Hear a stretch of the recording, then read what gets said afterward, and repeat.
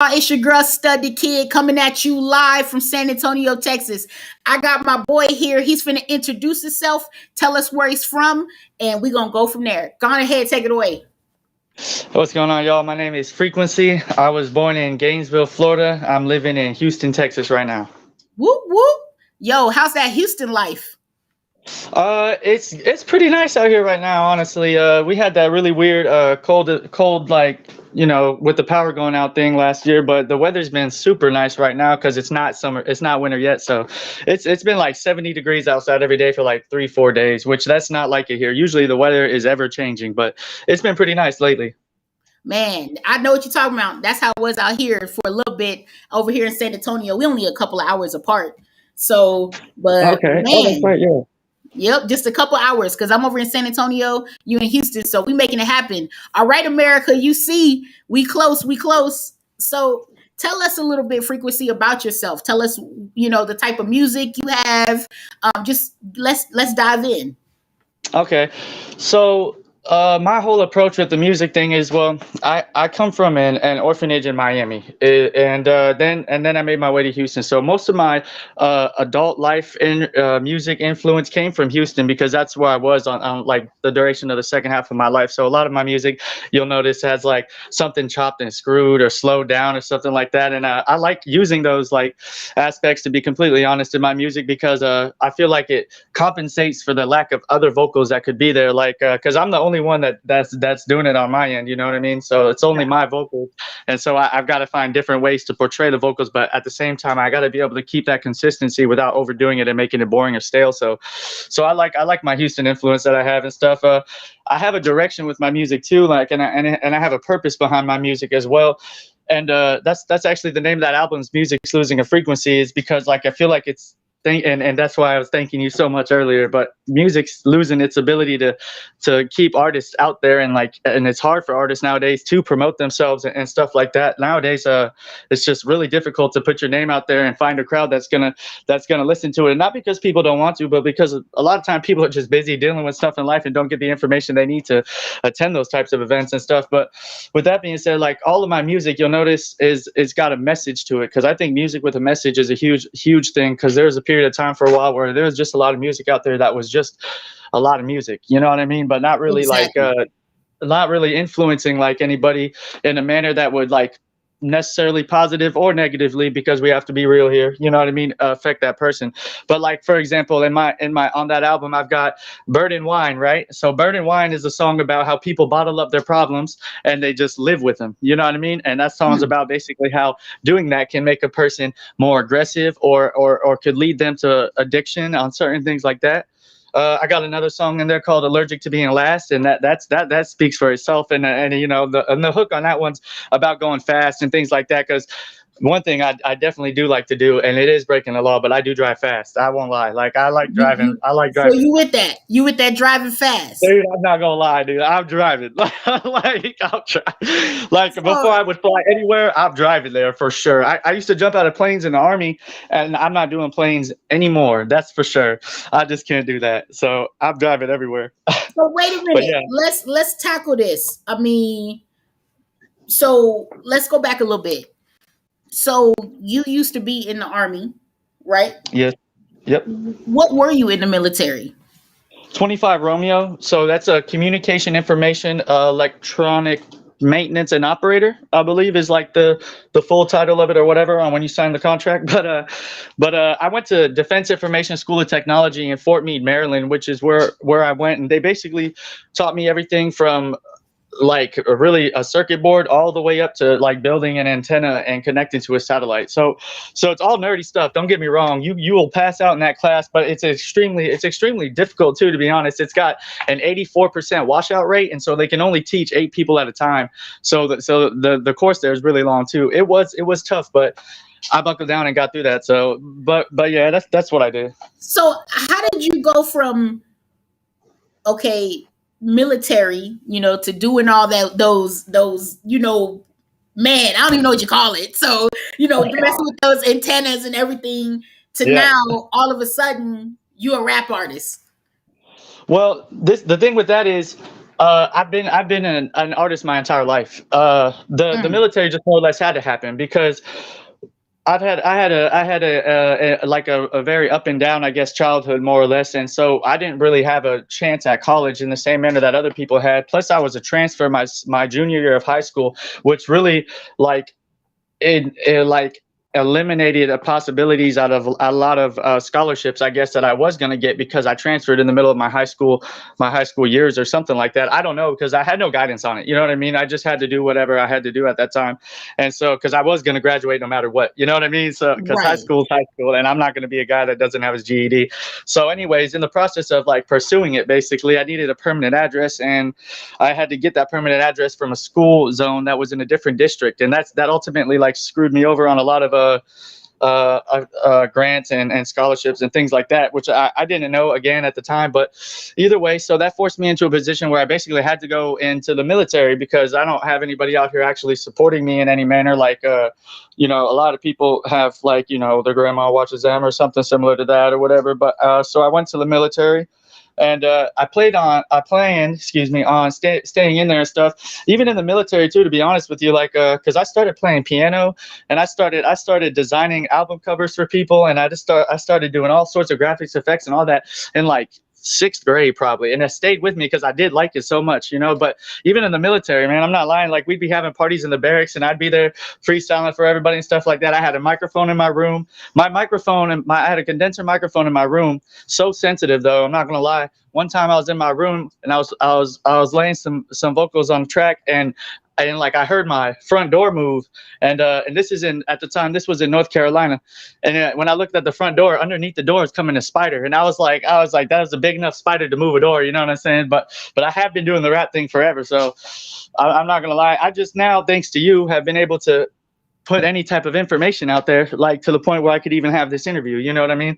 So So this is what we do. So my question to you is, okay, do you have any music already distributed? If you do, who's it through? I mean, what you got going on right now? I do have music distributed already. I have music distributed through DistroKid. So I started originally distributing music through uh CD Baby, but I had an issue basically with CD Baby, which I'm not going to get into the details on it because I don't know, I just don't know everything on it yet, basically. But so the album got like held, and then I went to DistroKid and I re-released it through them, and now it's out there. It's on Spotify, it's on Pandora Pro or Premium or whatever it is, and then it's on YouTube, and it's called Music's Losing a Frequency. And you'll see a picture of me there with I have a headband on. It's a little like camouflage bandana, which I'm usually wearing. But then when I went to put it on earlier, I realized that when I shave my head, I look hilarious with a bandana on. So I didn't wear it. No, So you good. You good. I So couldn't do it. I couldn't. I was like, oh my God, I look, oh, dude, it looks like somebody took a deviled egg and just cut the top half of the egg off and just left the yolk in the middle chilling like in a cup. oh man, don't even worry about it. I mean, hey, we entertaining all of America right now. Okay, I know that's right. They're nah. welcome. So frequency, I gotta ask you, okay, because you touched on something that I have experience in. So I'm actually uh I actually used to be in child protective services, and then I went into adult protective services, and so I completely understand the foster care system and being an orphan. So if you don't Yeah. mind, I mean, this is your time. If you don't mind, could you No, I don't mind. elaborate Trust what me, I don't. happened? How did you, I mean, speak on that? Okay, so as a kid at like that young of an age and stuff, like because I was really young, I couldn't actually get to the orphanage, and again, I'm speaking everything like I experienced, and some of it may or less be able to be explained, I guess, by someone that was in CPS or something like that, basically like yourself or whatever, a little bit better. But since I was young, and I couldn't ask questions, or neither did I care enough to pay attention to understand anything going on. You know what I mean? Like I was in kindergarten during part of the time. So it was like I don't know what was actually what, but I do know what I like experienced, I guess, more or less. So basically, whenever I was with my biological parents, I would be with my mom sometimes, and I would never really be with my dad. But the times my dad I was ever with my dad, he would come and like take me from wherever I was. So, and this is it's gonna start to sound like a sad story or whatever, and I'm not exaggerating nothing, but again, like I don't want no one feeling sorry for me or nothing like that either. But anyways, so like my mom apparently used to like leave me at places because I guess I don't know why, because I never really got to ask her. But my dad used to like break in and take me from like the babysitters, so who I found out later, I think that the babysitters were my sisters, I think, and I also had a brother named Matthew. But Yeah. I know he got in trouble. He got in trouble one time for stealing IDs or something like that, and they took him away while I was at the babysitter's house. But my dad was pretty bad with it too. He used to like burst into the one time he burst into the babysitter's house and he took me and like when I say he took me, like I mean he like ran in, he grabbed me by the arm and like ran out the house. And so like whenever we got out the house, he like ducked in these bushes. And so we were behind these bushes and then some cars went passing by and at the time I didn't know what they were, but they were police, you know what I mean? And I remember like we after they had gone some, he had broken down some boxes in a dumpster behind a gas station and we slept on them that night. Then we woke up the next day and he took me to the dollar store, let me get a toy. And then I guess at the time I didn't know, but he took me to a bar after that, which I actually like value that memory of going to that bar a lot in my life because at that bar, this lady was talking to him, and I guess he was trying to like use his kid to get her attention or something like that. But he had turned to me and told me to go up to the stage and to go up to the microphone and to sing a song. And I was like not even in school yet or nothing like that. You know what I mean? So I'm just like sitting here thinking it's a big game and stuff, but I did it. And so that was like my first time ever being like in a position where I even was like on a stage or anything like that. And I think it plays a big role in my life because I think by doing that, something that I don't even understand like that at such a young age, I think that is like where I guess my soul like held on to music because like for whatever reason, the rest of my life, long after I'm ever around anybody like from that period of my life at all or anything like that, I still end up clinging to music. Like later on in like sixth grade and stuff like that, I started trying to learn how to play songs on the piano because I saw a dude playing piano one time, and it was incredible because he'd be playing songs people liked and stuff, you know what I mean? And people would know the song, I wouldn't even know the song, but everyone would be doing the dance for it and stuff. So Frequency, have you ever performed in a concert before? No, no, never in a concert. I've featured on a track one time with some friends of mine who got to open for a headliner. A Boogie with the Hoodie came to Houston for his first time, and I'm not gonna lie, there was a very small crowd there, which I feel like personally Houston could have done better. I like A Boogie with the Hoodie a lot, but my friends got to open. They have a group called Cash Flow Records, and they opened for Suave, Playboy Suave or something like that, I believe. But that's about the closest I've ever gotten to that. Okay, so do you think you got enough energy to put on? I definitely have enough energy. Oh yeah, like I'm trying so hard right now to not talk nonstop. You guys have no idea. I'm not even kidding. Hey, it's your moment though. You know, we don't want to step on your moment. It's your moment. So if you're excited, you're excited. I mean, who are we to tell you to stop talking? Right. It's your moment. Exactly. So I gotta ask you, how old are you? I'm 29. 29. Which, dude, okay, I've been working so hard on the music lately. I'm not even lying to you about this. All right, I'm only telling you this because who you are and stuff. You gotta check this out, dude. Like I've been working so hard on music and stuff lately, and I mean like hard on it, dude. Like I need to get sleep more often, which that's a song on that album. But anyways, when my birthday came around, I thought I turned 30. And so on my birthday, I celebrated my 30th birthday. The next day, I find out I'm 29 because I go to log into Facebook or something like that, and it had asked me for. Yeah, dude. Yes. I told my girlfriend and everything, and she was like, "Are you serious? I thought you were joking yesterday." I was like, "No, I was serious." So you turning up for your 30th birthday at 29? Yeah, at 29. Do that. I gotta tell you, when I found out I was 29, bro, oh my God, I was so happy. I was like, I just got a whole year back. I was pumped. Yo, man. Y'all, America, we are tuning in right now with Frequency, all right? So this dude on a whole nother level. In a few minutes, we're going to listen to one of his songs, get y'all adjusted to him. We just going to continue learning a little bit more about him. All right, so how is Houston like for your music career? Has it helped? So So I think like well, maybe I don't really actually know as far as like how it would be in other places, but Houston, you like, I guess maybe more people would think is like easier to get like some type of music career started in, but I'd like to let those people know right now that it is not. It is not easier necessarily or not, because like maybe I'm looking in the wrong places. Because again, I don't have anybody coaching me on this or anything like that. I'm doing a lot of like Googling and then trying to reach out to people who I know are obviously experienced, but they don't usually answer me. But like I think music, I think Houston in general though, being Houston and the name it carries and weight it carries in music, I think that's helping me a lot because like with that, like if I wasn't from Houston, I couldn't mix my songs the way I do, you know what I mean? Because then I would be like, you know, swag jacking to an extent, I guess, but you know, like audio wise, because I'd be stealing like a style of music from a place I've never been, you know what I mean, and know nothing about. But Right. since I am here, you know what I mean? Like I think that like gives me enough verification basically to follow that. Plus, like there's like a couple things that like about Houston too that I'm in tune with. Like I like art a lot. Like somebody I know likes to go out and spray paint stuff and things like that and put big old fancy pretty looking messages on things like that, you know. And I tell them not to because that's not allowed. But either way, there's a big old bridge over the highway in Houston. I don't know why. Maybe because like I'm trying to figure it all out right now in my head or whatever. I can't remember the name of the highway, but either way, it says "Be Someone," and anybody from Houston like that's watching this right now knows exactly what I'm talking about. Otherwise, they've probably never been to downtown Houston. But if you have, then they've seen that big old "Be Someone" sign and stuff like that. And like I've been like doing things like that guy did basically.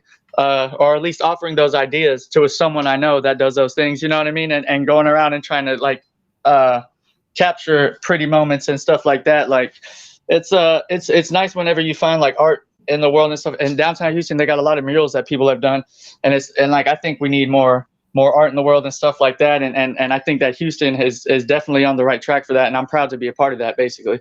Most definitely. I'm sure the city is happy that you putting on for H-Town out there. Shout out to everybody in H-Town. So do you work with a producer or are you signed to a record label? Are you looking to sign to a record label? I mean, what's going on with you in those sense?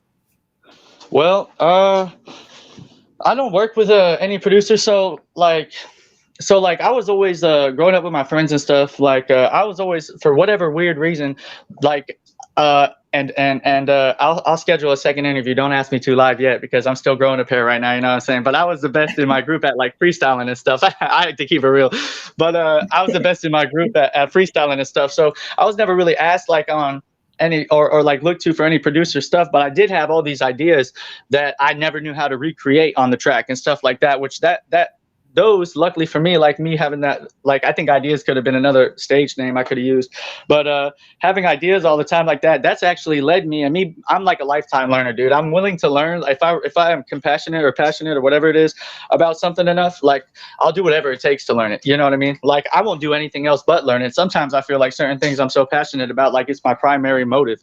You know what I mean? So, and that's kind of like what music's become. And so like I've taught myself a hella lot, but there are a couple of Houston producers at some of the like actual studios and stuff like that, because I've gone to a few professional studios, like where like Lil Yachty did some stuff at one of them. I remember because I'd be seeing like plaques and stuff like that they had on the wall letting people know like their accomplishments. But a lot of those guys, they're really cool. They would let me take notes, like because as my friends and stuff would be laying vocals and stuff, they'd be right there on the spot editing and pre-mixing, I guess, all that stuff and getting it ready for whenever they give them the actual final copy. But they're doing that so they can give them a version of the song basically for when they leave. They can have that already. But basically I would sit there and I'd take notes like for however long we were there on everything that guy would do, and I pay super close attention to detail, like especially during automation and stuff like that, and I'm glad I did, because like a lot of problems with people's songs, whenever they're like trying to create themselves and make themselves an icon to whatever extent, I guess they don't if they didn't go to school, they don't know the tricks of the trade and stuff like that. And so like I'm just glad I took notes when I did, because it makes a huge difference. Like it makes a huge difference knowing like what to do rather than just trying stuff until you think it sounds good. You know what I mean? Saves a lot of time. I've been on this little kick where I've been asking people tonight on the interviews about around about how much money do you spend as an artist to put a song out? So, and Oh, I mean the whole process. okay. So like, does that include like if there's like a video being made for that, or is that just like the Give me whole? both. Just both. So one with Okay, a okay. video and one without. So so with the video, like it would obviously get a little bit more costly. But my thing is, with me, like I already can do so much of it on my own. You know, I really don't spend a lot of money, if at all, like making any of my tracks. Like, to be completely honest, obviously you spend money on like the software and stuff like that initially and stuff, but other than that though, like I really don't like, because I'll go out and I'll find like a track that I like of one of my like favorite, you know, beat makers on YouTube or whatever, and I'll sample a piece off of that, and I'll let them know and everything and stuff like that. They're all really cool. But either way, like I'll come together with a beat, and then I lay my own vocals, and I've followed like all my own, you know, tutorials on that. Not my tutorials, but tutorials online. I like, and like gotten like the knowledge I need to maintain it like on the level it needs to be maintained on in order to for it to be accepted on any like level of professional. You know what I mean? And So then let me what? ask you a question. Let me ask you a big question, Frequency. No, All not to right. cut you off. No, not to cut you off. Just so do you already got your name trademarked? Is your music already copyrighted? Like, are you ready? Are you ready? So like, Yeah. you know what I mean? Is your stuff protected against, there's Yeah, always I so get many what you're people out saying. there. Are you protected against all of that? So I've been like looking into trademarking my name and stuff like that, and I found out basically that it isn't taken yet or nothing like that, and that I can get it. But in order for me to like, it was I don't know, it was more or less a pretty like pinch of change that it costed for me to do that. You know what I mean? And Gotcha. and basically like, uh I guess I just oh shit, my phone shut off. Uh-oh. All right, y'all. Frequency's having a little bit of technical difficulties, so y'all gonna have to apologize for my boy. What we'll do is we'll go ahead. He's getting so good. Shout out to Frequency. We love you still. We're gonna get him back on another interview. So as you see, we do live interviews, so it's on the spot. So Frequency, we still love you. Just log back on in. We here. We're gonna schedule him a different interview time and date so that he can get back on here and continue talking. All right, America, it's your girl Stud the Kid. I'm out. Y'all stay blessed out there. Remember, if you're looking for free interviews, hit us up, email us. If you are an artist and you need housing, daycares, schools, anything like that, you want to grow your career, build your career, distribution. If you want anything, contact us immediately. We are doing major things for artists. Again, please don't be sketchy, artists. So 30% of our services are free, including interviews, including getting you on performances. So, and then we have other services that will benefit you, your family, if you have kids, etc. If you need help getting your name trademarked, music copyrighted, you need help growing who you are as an artist, please don't be scared. Again, Exposure Explosion Festival is going live. All right, see y'all tomorrow.